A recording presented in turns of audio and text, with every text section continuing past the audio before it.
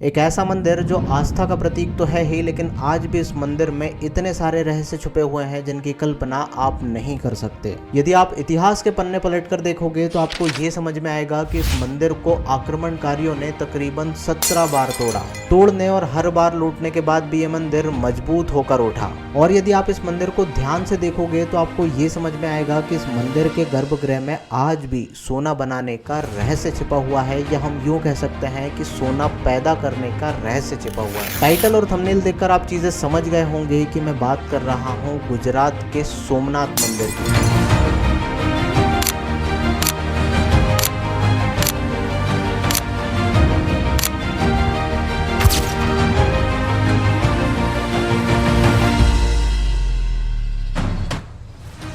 सोमनाथ मंदिर से जुड़ी हुई एक पौराणिक कथा और एक ऐसी स्टोरी आज मैं आपको बताता हूं जो शायद आपने पहले कभी नहीं सुनी होगी। ऐसा कहा जाता है कि कई सदियों पहले एक योगी सोमनाथ मंदिर के पास बैठकर साधना कर रहा था। अब ये योगी कोई सामान्य व्यक्ति नहीं था, बल्कि इस योगी को बहुत सारी दिव्य शक्तियां प्राप्त थीं। और इस योगी के बारे में ये कहा जाता है कि वो मंदिर की ऊर्जा को नियंत्रित करके और पास वाले समुद्र की ऊर्जा को नियंत्रित कर वहां बैठकर साधना कर रहा था। लेकिन एक दिन ये योगी अचानक से गायब हो जाता है और इस योगी के बारे में ये कहा जाता है कि ये वही योगी था जिसने सोमनाथ मंदिर में एक गुप्त दरवाजे की खोज की। अब ये गुप्त दरवाजा किसी सामान्य स्थान पर नहीं बल्कि मंदिर के एकदम नीचे था। पौराणिक ग्रंथ ये बताते हैं कि ये दरवाजा एक रहस्यमयी गुफा की ओर जाता था और वो गुफा में एक शिवलिंग रखा हुआ था।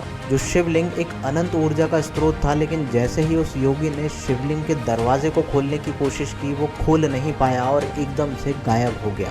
और उस दरवाजे और गुफा के बारे में आधुनिक वैज्ञानिक ये कहते हैं कि वो सुरंग समुद्र की ओर जाती है। जब इस गुफा में कोई इंसान नीचे जाता है तो उसको अजीबोगरीब ध्वनियाँ सुनाई देती हैं और अजीब सी हरकतें वो करने लगता है।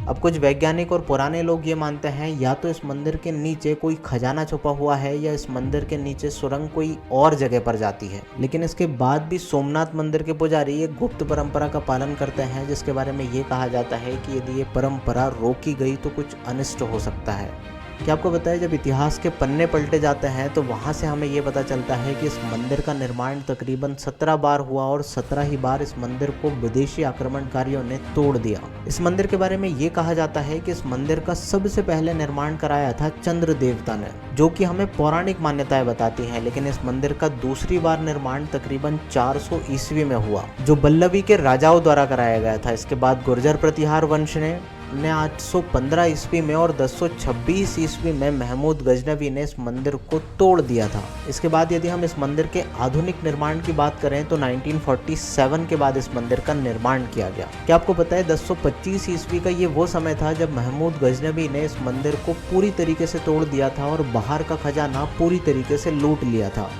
लेकिन इस मंदिर में ही एक गुप्त कक्ष था जिसका दरवाजा महमूद गजनवी कभी नहीं खोल पाया।